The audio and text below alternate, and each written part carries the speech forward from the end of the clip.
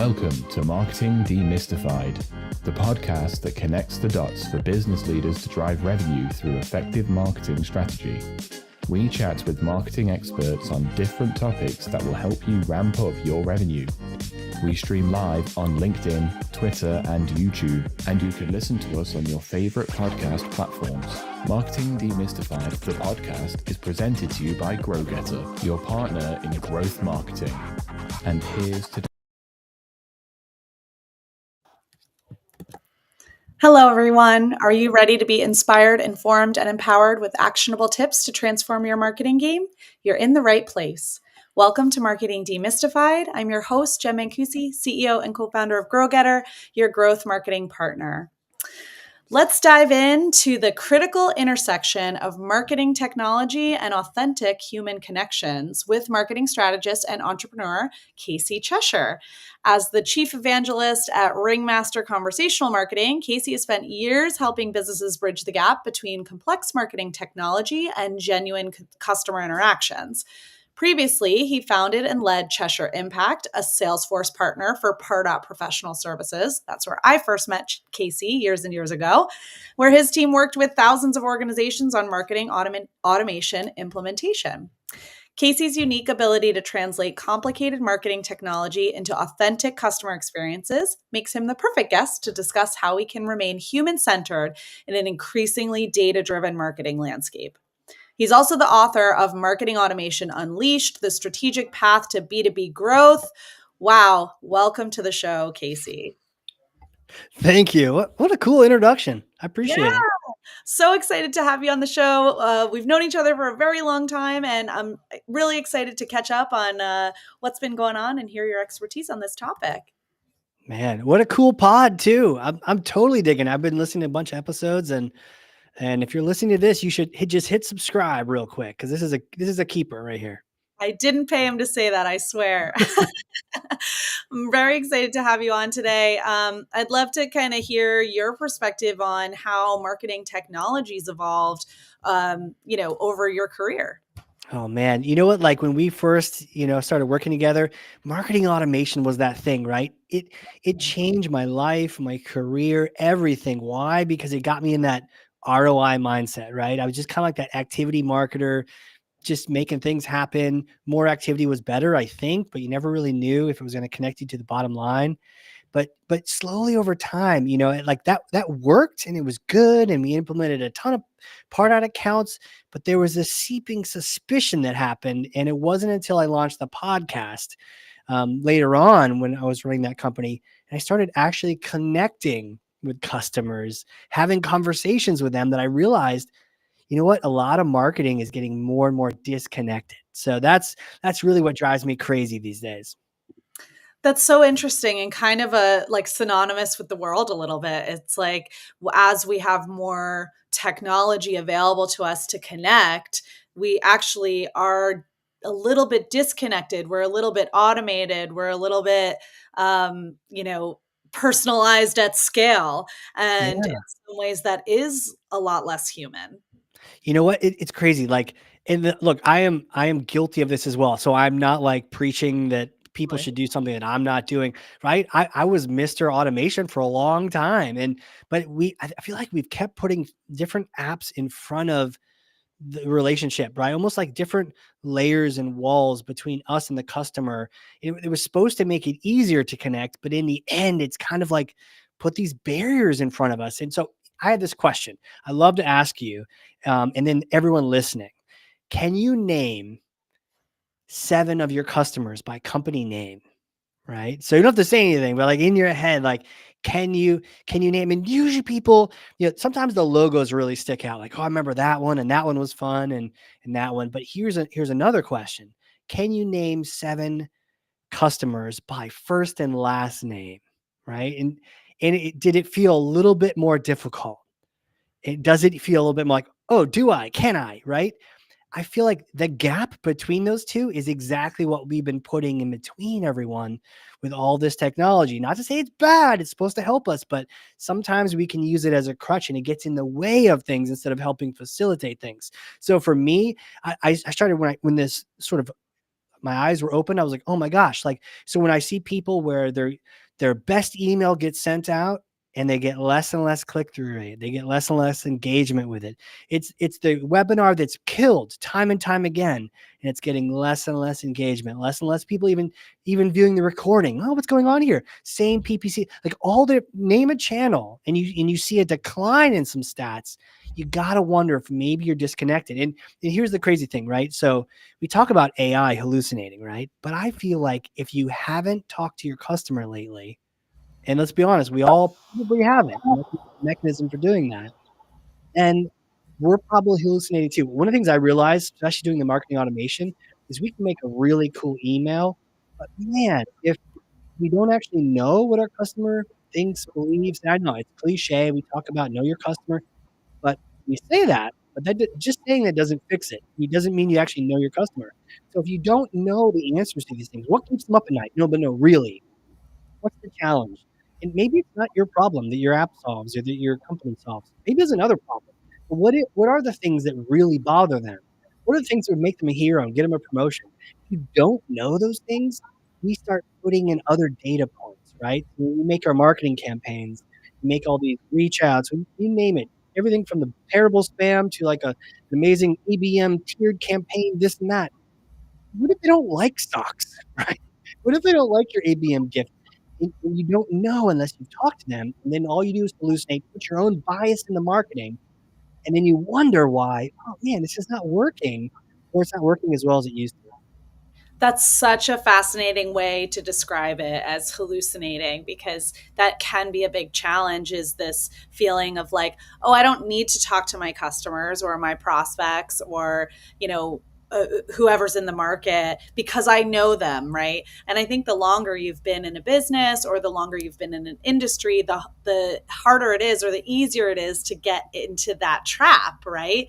Of like, well, I know them because I've been working with them for so long, or, I've been in this industry for so long, so I don't need to talk to them. But actually that, then you lose the kind of current, like, what's really keeping you up at night today, which is different from what was keeping you up at night yesterday. Yeah, or the day before, or maybe you were really. So I was really funny thing. I was trying to have a conversation with someone today about Google Analytics, right? And I asked her, "Hey, are you an expert in this?" Just so I know where. It's not really. And I was like, "Well, I was an expert about 10 years ago, so we're basically at the same level." Which means we'll both be trying to figure this thing out together.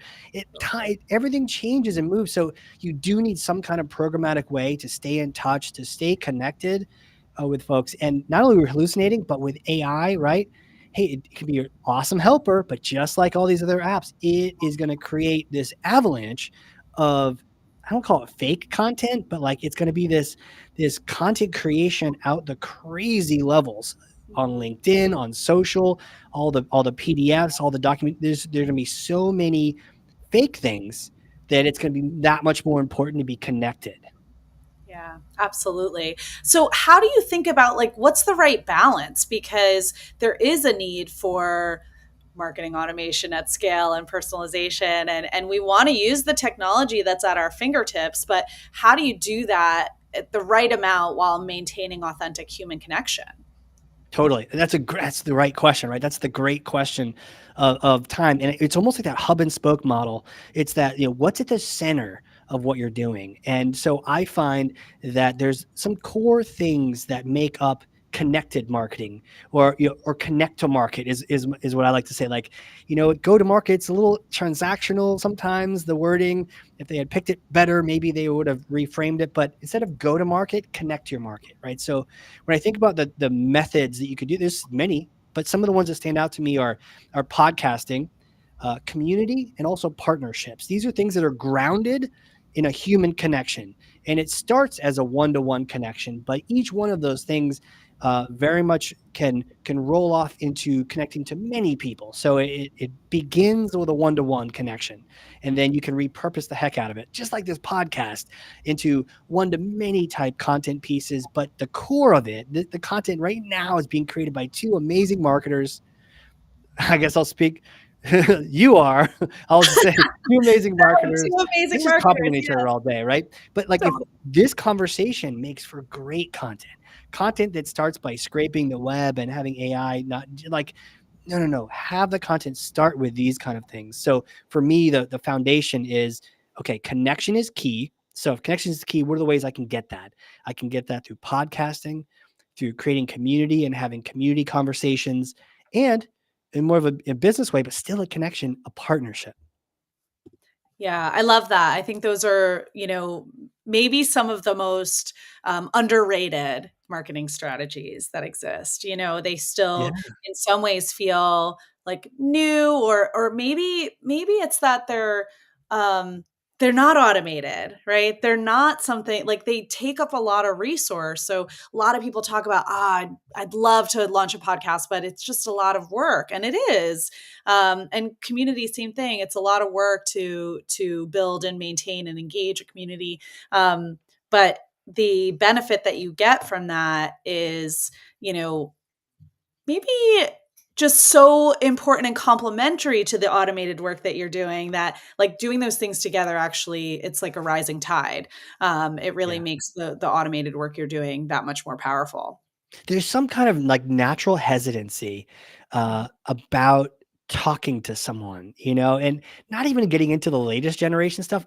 As marketers, every generation of marketer, I guess if we really wanted to connect a bunch, we would have been in sales, right? So there's this thing where it's like, well, why aren't we connecting? And oftentimes when we say, okay, understand your buyer, immediately they're thinking, or I was thinking in the old days, oh, cool, I'll send a survey out, right? Why? Because you can get structured data and you get good answers. But the other day I got a survey in the email, and it said, okay, what was the number one reason you chose this product, right?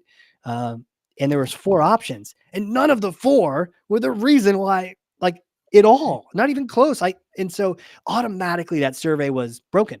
The data was incorrect automatically. You're hallucinating before you even hit send on that survey. So because oftentimes it's the second question, it's the follow-up question that gives you the real juice on what led to that buying decision, right? So you got to have those conversations. But there's something a little scary about having conversations. That's why just understanding and creating programs like a pod, like a community, and also partnerships give you permission to connect, right? People say, oh, just give them a call. Well, what if they don't want to talk to me? And well, I don't want to take their time, right? We have to create some different ways that it's okay. We're supposed to reach out. It's like when you it's like the difference between going to a bar or going to a bar at an event, at a marketing event, right? I can talk to anyone at one of those. And if I talk to anyone at the other one, they're like, who's this weirdo? Right. So we just need to give ourselves permission to have these conversations. And something like a podcast to start with is great because it starts out this whole relationship with a give. You're giving your time, your attention, your platform, right? To have me on this show is a gift from you saying, go ahead, Casey, share that knowledge with my audience, with my community. And it's such a great way to start a connection. So that's why you can have conversations with future customers, with future partners, current customers, all sorts of people. And you can ask them questions in a safe environment like this, and they're happy to answer. So like, that's a great way to start and start filling your head with the voice of the customer. Marketing used to be the voice of the customer, right? We were the ones that knew them more than anyone, knew them more than sales. We would, sales explain to sales how they should sell to this customer because we knew them better than they did, right? We gave that up. Maybe we got a little nerdy and techie, and then we forgot that, hey, we own the customer. We can be the voice of that. So I just want to reclaim that for us. Yeah, I love that. I think that, that's where marketing should be, the voice of the customer, and should really be the ones kind of advocating for what the customer is looking for, and what problems you solve. But I think what happened along the way is that the business started to demand more quantitative data from marketing about the value, right? And I get that. And I'm the first one to say data-driven, performance-based marketing is the way that you can, actually help your business to grow. But not everything can be measured the same way. Everything can be measured, but the key is more agreeing as to what success looks like than it is the metric itself. And I think we got all of a sudden we could track everything. We've got Google Analytics, like you mentioned, and 10 years ago, where we could track every touch point on a website, and we can track every email open, and we can track every data point. We got away from the human and we started focusing on the things we could track. And I think in terms of measuring the success of human connection, that's a little bit harder to do. It's not impossible, but it's a little bit harder. So, how do you think about measuring the success of these, more conversational, human-based interactions? Yeah, the measurement. And like I said, I started this whole thing saying like ROI measurement Yeah. changed my life. Like it is the most critical question in marketing. What's working, right? If you can't answer that question, you're in trouble because you're going to start doing things that aren't working and not know it until you're not working there anymore, right? So it's important to understand what's working. But I think sometimes even just obsessing too much over that has created a situation. A recent study came out where it used to be 5 touches, right? Before talking to sales, making decisions, and now it's 15 and now it's 25, right? Now it makes you wonder, does that mean that the prospects are getting smarter and they're consuming more content and more conversations before talking to sales, before buying? Or is it kind of like that old trick on time of page? I don't know if you remember that, where people, they track the time on a website and people would say, well, it went from 30 seconds to 3 minutes. And you had to stop and say, is that because there's more value on that page? Or do we make it harder for them to find what they wanted on the page? So I'm seeing a little bit of this gamesmanship happening. And it's tough. It doesn't feel good to be a marketer where we're playing games. And so let me just pull the curtain back. We're playing games. Hey, let me go to this conference and give away stuffed animals that most people are gonna just take for their daughter. Thank you. That was a great unicorn. And then unsubscribe on Monday, right? Most people are doing that, but some people are gonna take it and eventually they'll let their boss know about some software, or maybe they're gonna get harassed. All these sort of circuitous routes to get around to, I don't know, connecting with the decision maker and having a conversation and solving their pain, right? So we do a lot of these things that maybe we don't need to do. Here's a crazy question for you, right? If the content and the touches are going up, maybe we sort of restrict ourselves. A good friend of mine, Aaron White, he came up, restriction is expression. So if I said, hey, tell you what, you don't get 10 pieces of content. You don't even get 5. If you could only send 1 piece of content to your prospect, what would you send? Right? Would it be a webinar, a white paper? What would it be? But you only get 1. That's it. Game over after that. Okay, now we're thinking a little bit differently. Maybe we can sort of reverse this whole thing. Like what is the quality? So as people go crazy, and literally you could make 50 white papers tomorrow with AI, you could do it. We know we could. Some of us are probably doing it right now because their boss thinks it's a good idea. It's not a good idea. They're not going to see it. There's another stat that came out, like 87% of all content goes unconsumed, right? And that's now, and that's before even this AI thing is really taken over. So more is not the answer. It's really thinking about quality over quantity with the touches, with the conversations, with the content, all of those things. Yeah, I totally agree. I think we've gone too much in the scale direction. And I actually was watching a video earlier today about AI content creation, and what was being described was basically like the output of AI content is sort of like the most general, basic version of things, right? And we know this, right? It's pretty vanilla, the content that AI is going to create, because it's intentionally pulling from a lot of different sources and trying not to plagiarize. So what you're going to end up is with the most like kind of boring version of that content. And so the way this guy was talking about using that is, that's how I figure out what not to write. I will write content, see what AI spits out, and see, am I writing something similar? If so, I know it's not going to resonate because it's too generic, it's too broad. And if 80% of the content is not getting consumed, like you say, well, guess what? My generic AI generated content is going to be in that 80% because people want something that's really relevant. And I was just having this conversation yesterday on a different podcast about account-based marketing and account-based strategy, and how important it is to have, that for that kind of strategy to work, really hyper personalized content that is intentionally not scalable. You cannot scale that content because as soon as you do, it becomes less effective. And so maybe we're kind of boomeranging back in that direction of like, let's do fewer, more high quality pieces that are really hyper relevant to the audience that we're sending it to, whether it's a segment or an individual company or an individual person. And, that personalization is not, hey, we went to the same college. I found that information on LinkedIn and, put it in my email, but Here's it's some socks. actually right. Enjoy. Yeah.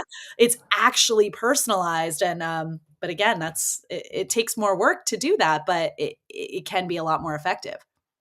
Yeah, I love that. The idea of the boomerang and coming back to it. It's just, let's stop playing the games. Let me trick you to get on a call. Let me trick you to look at my thing and trick you to engage with me more so I can show more contribution to the revenue. Like, let's reverse a lot of that. And we're going to need to, right? So what's going to quickly happen is all that disconnection is going to continue to get more and more we're going to get more separated because all this content is going to come in and most people aren't going to be listening to this pod, taking these words to heart. But if you do, guess what? You're going to be the trusted source as opposed to the dime a dozen source out there. Right. Totally. Totally. And so, I mean, you mentioned this before, you're the marketing automation guy, right? You've helped thousands of organizations set up their marketing automation. What do you think separates companies from that are using that technology successfully versus ones that maybe are struggling with it? Yeah. Is this being helpful? Right. And it was a classic thing I used to say, hey, what's my favorite radio station? An old marketing boss would say, what's my favorite radio station? And I would say, now it's like, what's your favorite Spotify playlist as a marketer? And it's WIIFM. What's in it for me? Right. As a playlist. And I would always have to ask myself, if I'm going to send this email out, let me look at it independently. I know it's pretty. I know it's very clever subject line with emojis, but is this actually helpful for the person I'm sending it to? And let me just put it out there. If it says, check out my brand newly designed website, that is not helpful. That's helpful to you maybe, but not really even that. It's not helpful to anyone. Right. So, or is this white paper actually helpful? Does this solve anything? What is this? Right. So checking on that radio station, checking on that Spotify playlist, what's in it for me as the customer, right? Put on the voice of the customer, put on their jacket, right? And be them for a second and say, if I got this, would this help my day, or am I unsubscribing like yesterday? So when it comes to the automation, yes, sometimes we're all over the place and sometimes we need helpful reminders. Sometimes that's the best part of sales, is just saying, hey, I know this was important. I never got a million things. I just want to bring this back up. Let's get another call scheduled. And I know that without a little nudging, maybe you'd be stuck in status quo. So I'm just here to help with that. So how can we make that happen on marketing automation to say, hey, I'm just here to be helpful. I know, we've got this going on. So here's a piece of content. No ask required. One of my best and favorite marketing automation nurture emails did not have a call to action, did not have any sort of click track. It was a great piece of content, just shared, hey, quick heads up, here's something I found interesting. And we actually have a screenshot of the response, a prospect who had said, call me in 6 months or whatnot. They got this email, they replied to it, they completely ignored the email, but they said, hey, we did hire that person. We did do the things we said we're going to do. We're ready to talk again. What was the price again? Right. And it was because that wasn't a salesy email. That was just a touch and base. It's Casey, just touch and base, here to help.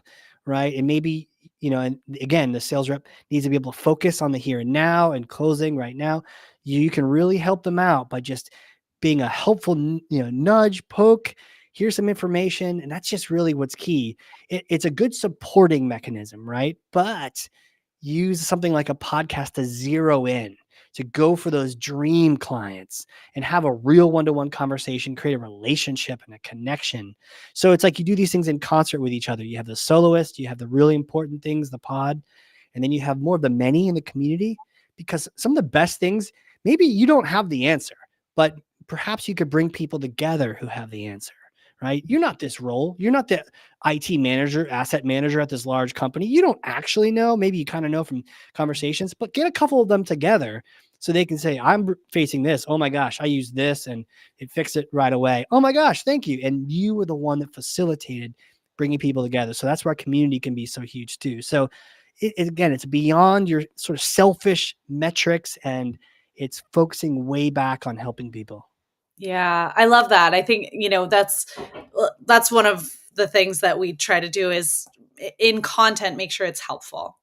Like somebody's learning something, somebody can take something away. My biggest pet peeve is when I get like cold emails from sales folks that are like, just checking to see if you got my last email. Like, yeah, I got it.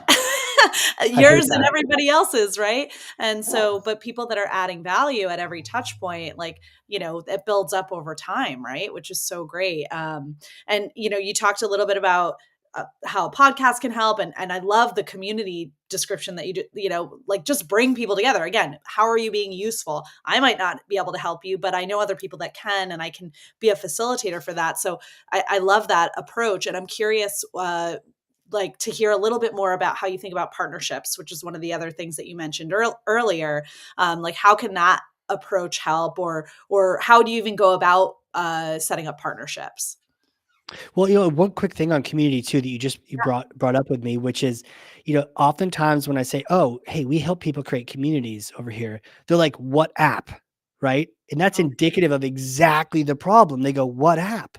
And actually, there's some really great thought leaders on community that I've been listening to. Paul Jones, brilliant. We work with him, and he's like, "Don't start with an app. In fact, it kills your community if you start with an app. Start with the monthly get-togethers, the breakouts, the learning, the collaboration, the community, and then at a certain point of maturity, add an app in." And we get a critical, but it's not about the app. It's so counterintuitive because I'm same way, right? Tech guy. I'm like, oh, what app? Slack, LinkedIn. Oh, the LinkedIn stinks. Oh, we don't do this. Nope. He's like, dude, don't do an app. So you wait. So again, same thing. No technology there. But to your thing on partnerships,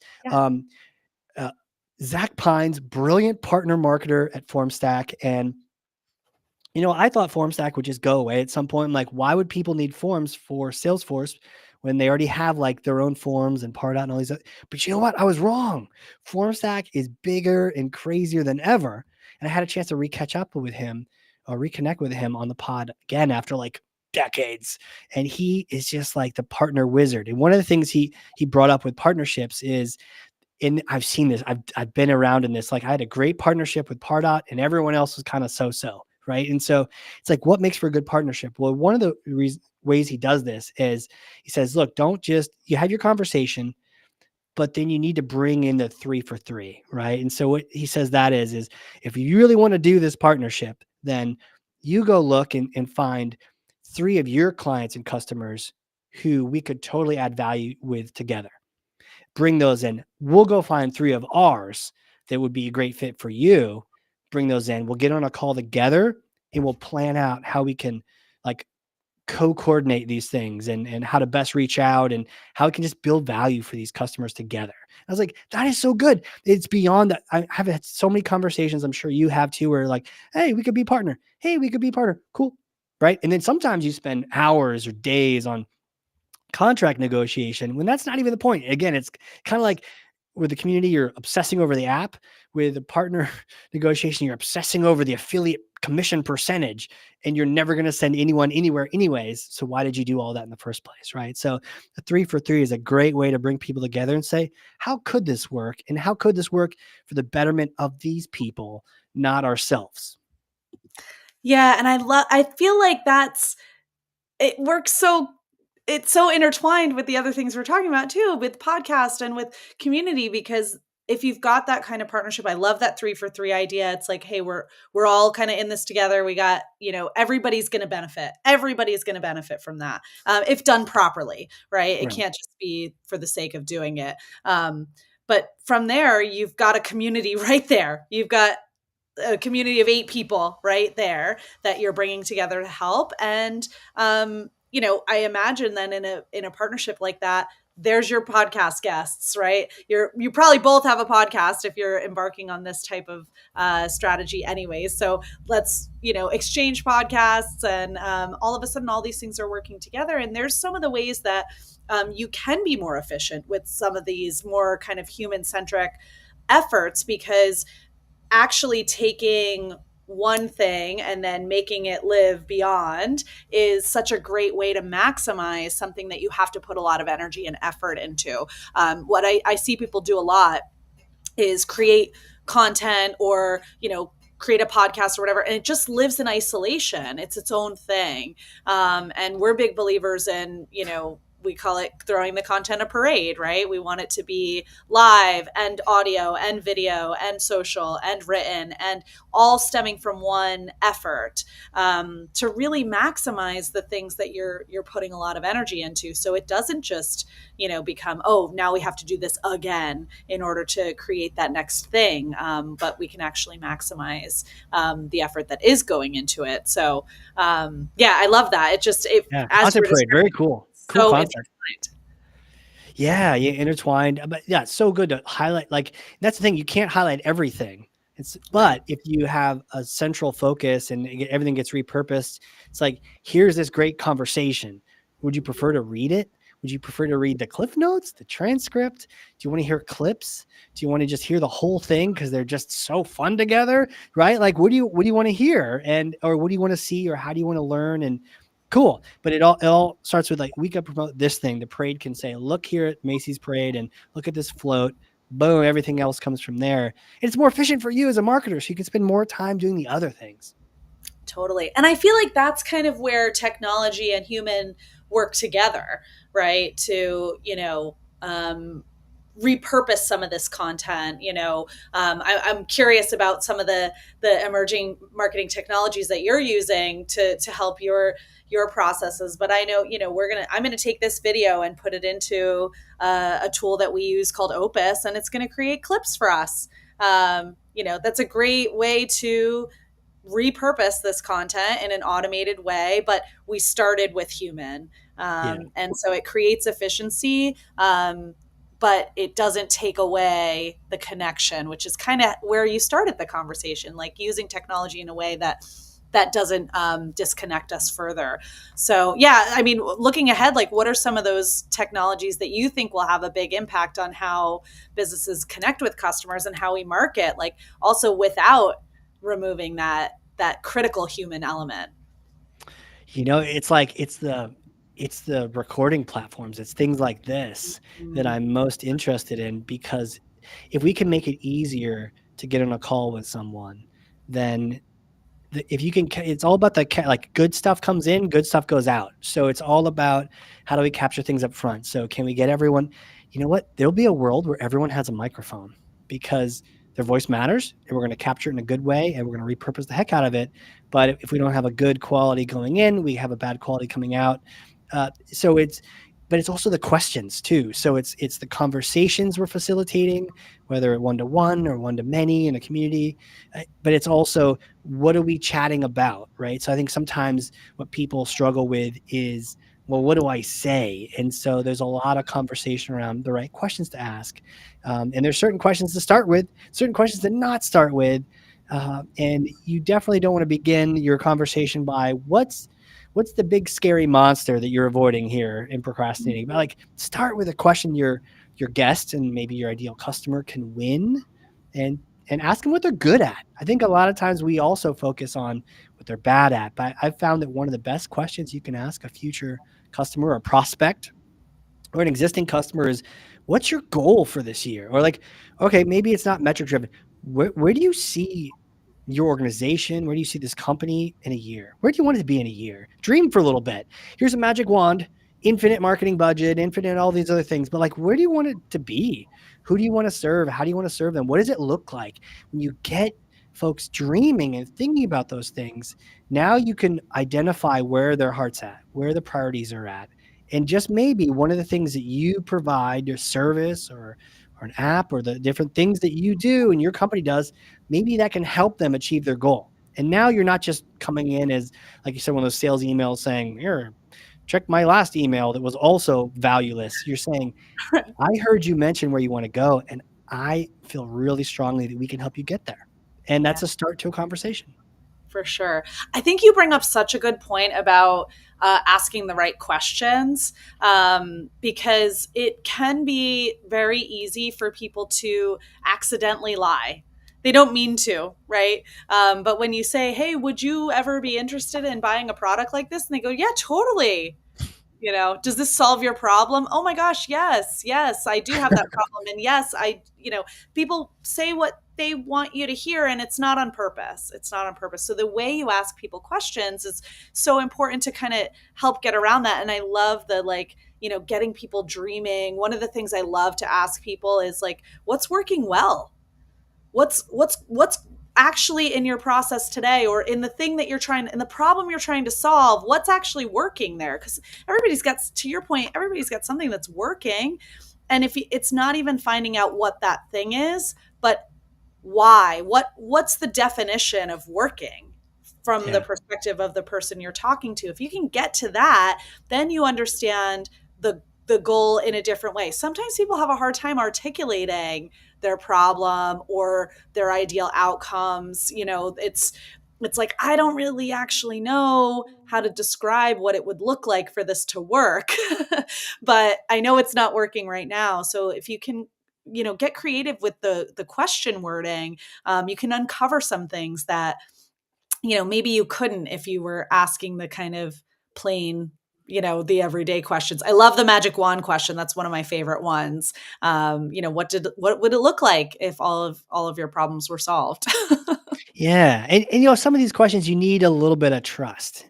Yeah. And so, what's interesting is again, games we play and people automatically are not trusting us, especially if it's a salesperson or a marketing email. It's like antitrust, right? And so one of the things that I find with a podcast, this is why, look, I can talk about podcasts forever, but what I like about it, and we're on one, so it's super meta and fun, is that like I always will do a prep call. And one of the foundations of trust is saying what you're going to do and then doing it, right? Whether it's at home with your family or at work, it's like, I'm going to do this and then I do it. That, even in a small way, right? And so sometimes on a prep, we'll say, I'm going to ask you this question. And guess what? I do. And you're like, okay, he said that would happen and it did happen. There weren't other tricks around that, right? And you had a document, right? You're like, hey, here are the questions and here's what it's going to be like. So you're like describing it and then it happened, right? And so there's different things built into this experience where, well, first of all, you're going to have a chance to chit chat, sort of unscripted, potentially live like this. And you'll know pretty quickly if you would get along in that bar setting, right? If we were at an event, at Dreamforce or something like that, are we getting along? Yeah, we are. And then, oh, wow, she said she would do this. She followed through on that. You start building a real relationship with people, especially when you're focused and you're looking at them. And there's not a lot else we can do these days. Think about it, even in restaurants, how often are we looking at our phones or you see a table of 8 people, grandparents all the way through to grandchildren, and they're all on an iPad or a phone. You're like, guys, look at each other. And so, how often do we get a chance to look at a customer in the eyes? And you can't, like, for something with a podcast, it's kind of cool in a way because you can't look away. Like, you start chatting, I'm not looking at my email because you're going to say something and I'm going to have no idea what you said. And I'm going to look like an idiot. So I need to pay attention. How often do we have customers, prospects paying attention to us when we're chatting? Not very often, because I'm guilty of not even, I'm on a sales call and I'm like checking my email. I don't know. I'm not sure why I'm there, maybe for the $50 gift certificate, right? Again, games. We don't need these games. We can just literally get on a conversation and ask a question that you want to know the answer to. That's one of my number one tips for a podcast is don't ask a question you don't want to know the answer to. Oh, that's interesting. I would have to actually think really hard about what questions I would not want the answer to. Maybe it's easier in this particular show, and I'm curious, and we may have some very lucky Here's to have one. Hey, great. what's your favorite approach to analyzing a P&L statement? Oh God, yeah. I'm like, well, do you want to answer that? Right, And right. that's the other thing. It's like oftentimes we make content and webinars and podcasts about ourselves, and we need to be thinking about our customer. So oftentimes, we'll create a podcast from scratch for our customers. And, but it's based on their customers. So it's not like, what are you good at? Right. I was working with an accountant today, and he works with marketing agencies. And it's like, well, let's not make an accounting podcast, Right. because your clients need you for that. And they would feel very much like an imposter. Again, I do not want to speak to a P&L. I can look at it. As long as the numbers are green, I like that. Am I really the one to teach you how to analyze that? Not really. Do I really even want to talk about it? Not really. But you want to get your guests, your customers in a place where their passion and their expertise overlap, right? They're excited to talk about it, and they actually have something to say about it. And if you get them ranting and raving, that makes for great content. And you make them feel good too. You gave them a platform to just totally crush it. Yeah. I love that. Yeah, that's a great point. And getting people to talk about the stuff they're expert in, on track, stuff that people actually care about. You said the what's in it for me. Yeah. I love that. I talk about the so what all the time. Why would somebody care to get this email or listen to this episode, or whatever the content might be. So the so what is so important. And sometimes it's just like a good check for myself. We get so tunneled into like our lists and our stuff, and our strategies, and we've got to do this thing because it was next on the list. Well, so what? Why are we doing that? Yeah. Or months later we've been doing something and we just keep doing it because it's on the calendar, without double checking that it's working. Yeah. So what? Why? We've always done it this way. Why? Like, so Yeah. Seems to mix be it up. pretty effective. Well, what does that mean, right?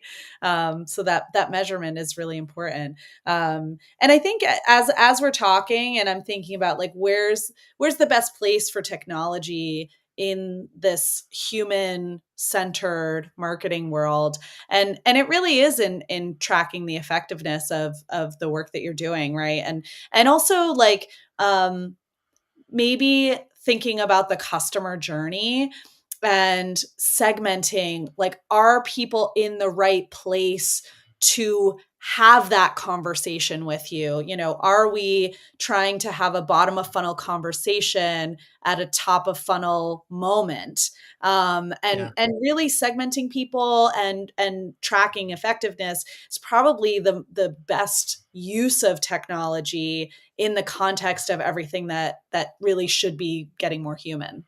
I think that's well said. It's like, how can you cause no harm, right? Even just some of the basic, look, don't treat your prospect who just met you, or don't treat the person who's been in a sales process with you forever as someone who just met you. I remember it was a couple of years ago, I was using Zoom early on. No, it was GoToMeeting. RIP. Yeah. It was GoToMeeting, and I was about to buy a huge license for my company, a number of seats for the thing, and it was going to be a little pricey. And I was about to sign. I had the agreement in hand, and then I got an email from GoToMeeting Marketing, and it said, "Hey, 50% off all seats, and something free." And I was like, "Cool." I got the email. I hit forward to the sales rep, and I said, "I want this." And you have to imagine the sales marketing, what are you doing? That guy was about to buy from me. So if we can leverage marketing automation and all these other things to like keep track of where people are at, meet them where they're at. Hey, hands off. This one is contract sent, hands off marketing, unless you're going to nudge them without a price decrease. But someone early on in the process, let's treat them. So it's like treat people the way that we can treat them in the stage they're at. Same thing with a customer. This person's been a lifelong customer. Let's not treat them like a prospect accidentally. Let's grow the account, not treat them like a noob. Let's show them some respect. They've been a customer for years. Let's treat them really well.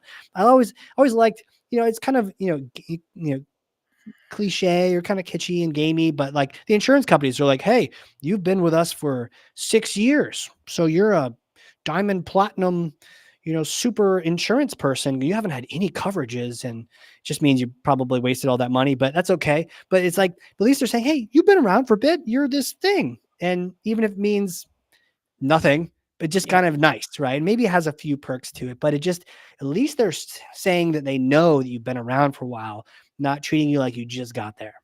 Yeah. Yeah. That's so important. And just even saying, we know who you are.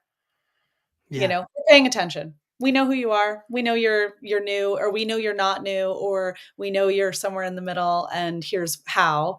And I've seen a lot of B2B marketing platforms adopt stuff like that. I think Canva does that really well. There's some others that kind of recognize you've done this many designs, you've sent this many emails. Like, thank you so much for, being such a loyal user, or being a power user, or whatever the case may be. And so yeah, that's it's a great way to it's just important to do it and do it right, because that's the expectation, right?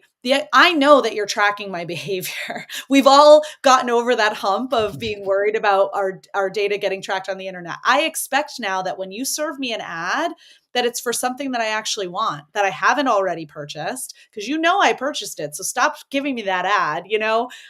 When it's done wrong, it's almost more impactful than when it's done right. So doing it right is almost table stakes. 100%, right? Like, that's why I have to, Instagram is the app I delete on a bi-weekly, monthly basis, only to reinstall a week later, because for many reasons, but one of them is their ads have me figured out. But it's in a good way. I remember buying 2 things and almost buying a third thing in the same period of time on Instagram, being like, hold a second, what's going on here? I got to close this app down. But like, they were all things I needed or wanted or thought were just brilliant for me, relating to either mountains or this or that. And I was just like, oh yeah, this is great. This is exactly what I need. Bye. Right. So like, I'll take that any day over, something completely irrelevant, like what you see on a lot of TV right now, like the old school TV with ads, or you watch like reruns of the Golden Girls, because I know we're all watching those people, and then you get ads and you're like, dang, who are watching this? Because these ads are for someone else. But I love when it's contextual like that, and I respect it. But you're right, it is table stakes. Yeah. And it goes back to understanding your customer, like we were talking about from the beginning, and sort of, I'm glad that the industry is moving back there, or has started to, some better than others, really go back to marketing being the voice of the customer, and serving the voice of the customer, which is just so critical to the effectiveness of marketing as a whole. Absolutely. Yeah. Well, I mean, this has been amazing to catch up with you and to hear your perspective on this. I've known you as the marketing automation guy and the data guy. So I love that we're having a human conversation years later. And yeah, I just really appreciate you sharing your insights on balancing technology with human connection. So thank you so much for joining. Thank you for having me. This has been so much fun. Absolutely. If you enjoyed today's episode, please subscribe to Marketing Demystified wherever you get your podcast. Join us next time for more conversations that help demystify the complex world of marketing.